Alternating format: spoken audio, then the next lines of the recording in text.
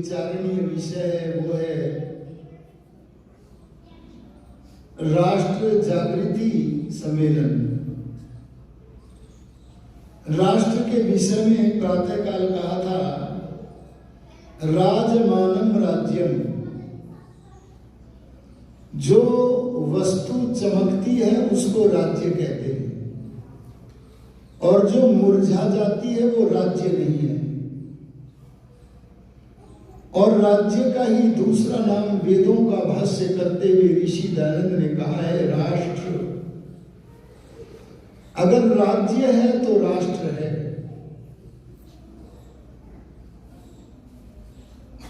यहां वास्तविकता यह है कि चमक कम है। इसी कारण नेहरू जैसे लोगों का यह साहस हुआ कि उन्होंने भारत को राष्ट्र मानने से मना कर दिया।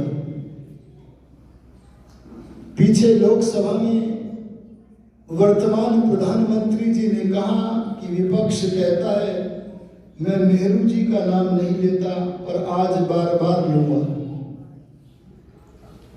तब उन्होंने कहा कि नेहरू जैसे लोग अपने देश को राष्ट्र नहीं मानते थे, लेकिन हमारी आत्मा यदि है तो उसका नाम राष्ट्र है। राष्ट्र को कई वस्तुओं से चमकाना चाहिए, यह हमने प्रातःकाल कहा था। जैसे भाषा, समान भाषा हो, जैसे मातृभूमि के प्रति समान भाव हो, जैसे संस्कृति के प्रति समान भाव हो, इसका नाम है राष्ट्र। आज अमर क्रांतिकारी चंद्रशेखर आजाद जी का बलिदान दिवस भी है। कैसा सुंदर योग है। उन्होंने अपना नाम आजाद ही इसलिए रखा था, मैं भी आजाद हूं और अपने देश को भी आजाद करके छोड़ूंगा। ऐसे बलिदानियों के कारण हम आज काम कर रहे हैं। ये महान देशभक्त थे, राष्ट्रभक्त थे। मैं राष्ट्रभक्ति के इस वक्तव्य में आपसे प्रश्न पूछना चाहूंगा। बताओ, राष्ट्र बड़ा है या धर्म? अरे बोलो, राष्ट्र वाले हाथ खड़ा करो। राष्ट्र वाले, लंबा सा हाथ। ये राष्ट्र वाले हाथ खड़ा है, बहुत लंबी संख्या है राष्ट्रवादियों की। कई लोगों ने हाथ खड़ा नहीं किया है। उनको भी टटोलने का मेरा मन है, क्योंकि जागरण जो होना है। आप लोगों ने हाथ खड़ा किया, कहा नहीं धर्म बाद में है, राष्ट्र पहले है। लेकिन कई लोगों ने अनेक लोगों के हाथ खड़ा करने पर भी हाथ खड़ा नहीं किया। लगता है उसके मन में कोई दूसरा विचार हो सकता है। तो जो ये मानते हैं कि नहीं राष्ट्र से धर्म बड़ा है, ऐसे लोग यदि यहां बैठे हैं तो वो भी हाथ खड़ा कर दें। नीलम जी देखो, अरे बड़ी थोड़े से लोग हैं, ये तो जमानत जब्त हो जाएगी। और यो ध्यान देना, धर्म बड़ा है कि राष्ट्र, ये प्रश्न जब सामने आता है तो राष्ट्र जागरण का पुरोधा दयानंद कहता है।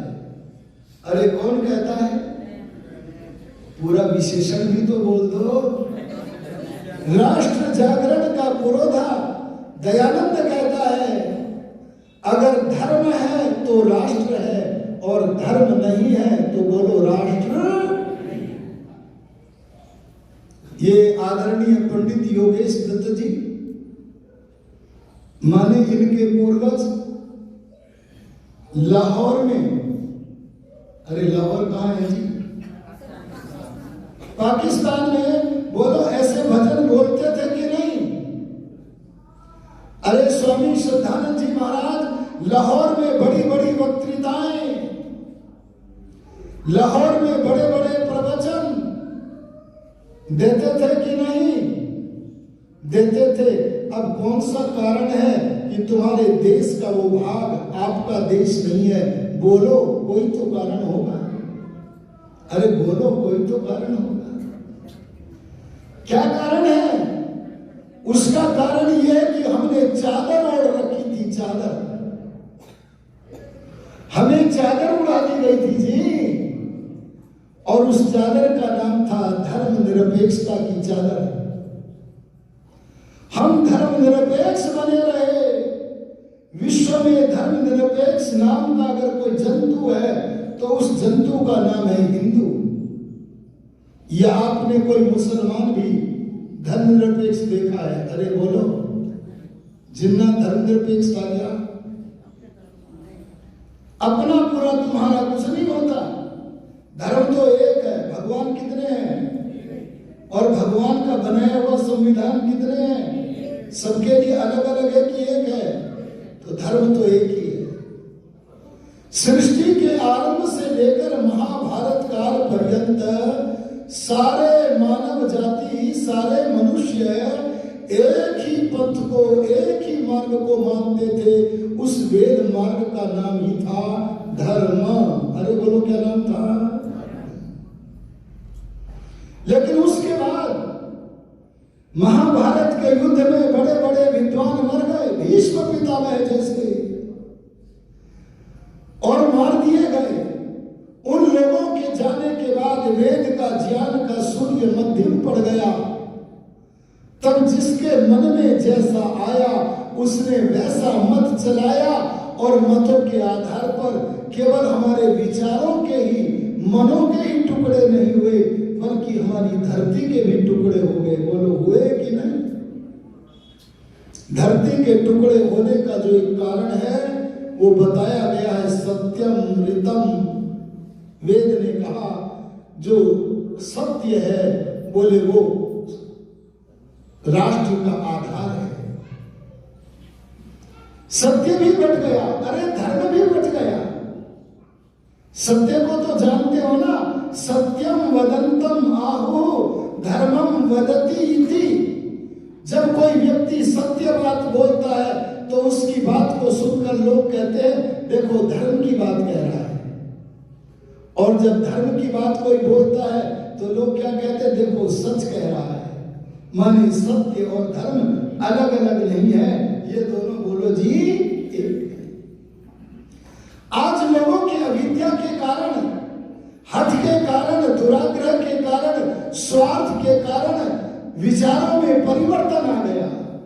यद्यपि आत्मा सत्य असत्य का जानने वाला है, तब भी अविद्या आदि दोषों के कारण सत्य को छोड़कर असत्य पर झुक जाता है।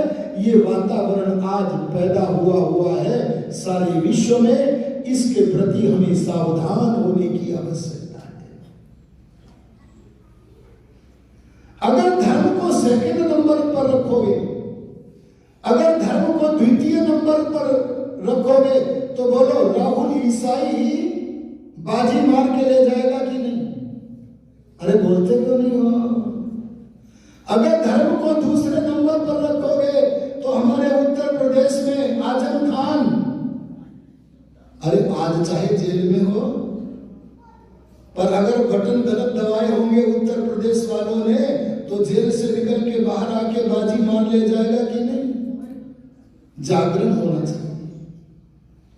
आपसे मैं कहना चाहता हूं, अपने लिए न जियो, अपने स्वार्थों के लिए न जियो, बल्कि राष्ट्र के लिए जो काम हो रहा है उसे अपने सामने रखो। आज हम स्वार्थ के लिए जी रहे हैं। बड़ा आश्चर्य होता है मुझे, आज इस समाज में मैं पूछता हूं, बंधुवर आप कैसे हो, अपना परिचय दो, तो वो परिचय देता है मैं आध्यात्मिक व्यक्ति हूं। अरे बोलो, क्या कहता है? आध्यात्मिक व्यक्ति हूं। और जब मतदान का समय आता है तब उसकी आध्यात्मिकता न जाने कहां चली जाती है। उस समय अगर उसकी तथा कथित जाति के आधार पर किसी गधे को भी खड़ा कर दिया जाए तो अपना मतदान आध्यात्मिकता से दूर होकर बोलो तथाकथित जाति के आदमी को देता है कि नहीं देता है? ये जातियों के संगठन बन रहे हैं, ये किससे लड़ने के लिए बन रहे थे? अरे आपस में ही लड़ने के लिए तो बन रहे हैं ना, मैं बड़ा, मैं बड़ा, मैं बड़ा। इस बात को छोड़ना पड़ेगा, दिल से निकालना पड़ेगा, बिल्कुल दिल से निकालना पड़ेगा। देखो मैं एक बात सुनाता हूं आपको, मैं जातिगत कोई बात कभी किया नहीं करता क्योंकि मैं इस गंदी चीज को मानता नहीं हूं, परंतु मेरे एक मित्र डॉक्टर ओमपाल जी, एक बार उनको एक जातिगत सम्मेलन में बुलाया। बोले मैं नहीं जाता इनमें। बोले नहीं चलो, कोई अच्छी बात कह दोगे, किसी का कल्याण हो जाएगा। बोले चलो, इस भावना से चलता हूं। एक सुलझा हुआ व्यक्ति वहां कह रहा, और ये किसी एक जाति में नहीं कहते जी, ये बीमारी सारी जातियों में पड़ी है, सारियों में। ये तो प्रसन्नवश कोई बात आ गई है। क्या कह रहा है बंदा? जाट सबसे बड़े, और उसने हेतु दिया क्योंकि जटा से जाट पैदा हुए, इस हेतु से हम बड़े हैं। ओमपाल जी से पूछा गया था आप भी बोलोगे? मना कर दिया था, लेकिन जब ये प्रवचन सुना तो दौड़े हुए संचालक के पास गए, बोले मैं बोलूंगा। तब उन्होंने कहा क्या अवैज्ञानिक बातें कह करके तुम अपनी तथाकथित जातियों को बड़ा बना रहे हो। अरे जटा में जू पैदा हो सकती है, भला मनुष्य पैदा हो सकता है? ये तुम्हारे बड़प्पन का आधार कहां हो सकता है? अगर तुम कहते हमारे यहाँ पंच महायज्ञ होता है, अगर तुम कहते हम धर्मज्ञ हैं, तो ये बड़प्पन का कारण हो सकता था, लेकिन तुम जटा में पैदा हुए, ये कोई बड़प्पन का कार्य नहीं है। एक खड़ा हो गया, बोला तुम आर्य समाजी तो नहीं हो? डॉक्टर साहब बोले क्या तुम्हारा ये विचार है कि बुद्धि पूर्वक बात करने वाला दुनिया में केवल आर्य समाजी ही होता है? क्यों जी, यही तो अर्थ निकला कि नहीं निकला? और अगर तुम्हारा ये विचार है कि बुद्धि पूर्वक वाक्य कहने वाला कहीं भी चला जाए वो आर्य समाजी ही होता है, ये तुम्हारा विचार है तो सुन लो, मैं आर्य हूं, आर्य समाजी हूं। आपसे मैं कहना चाहूंगा, अगर गर्व करना है तो आध्यात्मिक बन करके भगवान के दिए हुए नाम को स्वीकार करो, और वो भगवान का दिया हुआ सनातन नाम है आर्य। अरे बोलो क्या है? पीछे के जन्मों में भी तुम्हारे काम आया था ये नाम, इस जन्म में भी आर्य नाम काम आवेगा, और आने वाले जन्मों में भी ये आर्य नाम काम आवेगा। और केवल इस सृष्टि में नहीं, पहली सृष्टि में भी ये नाम काम आया था, आने वाली सृष्टियों में भी ये नाम काम आएगा, क्योंकि ये तो प्रत्येक सृष्टि के आरंभ में मानव जाति को परमात्मा की ओर से प्राप्त होता है। बोलो, ये आध्यात्मिकता के लक्षण है कि नहीं? मैं कुछ छोटी मोटी बात कह रहा हूं क्या है? अरे बोलो ना, तुम्हें कैसा नाम याद दिलाया ऋषिदान ने?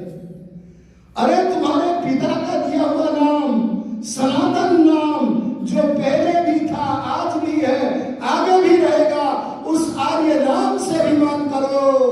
ये मनुष्यों के रखे हुए जो नाम है, ये नाम तुम्हारी उन्नति के कारण नहीं हो सकते। हाँ, राजनेताओं को आजकल जातियों की चर्चा करनी पड़ती है क्योंकि वे राजनीति विशारद है, उन्हें वोट पाने पड़ते, प्राप्त करने पड़ते हैं मूर्खों के भी, तो उन्हें तो बोलना पड़ेगा। बोलो, बोलना पड़ेगा कि नहीं?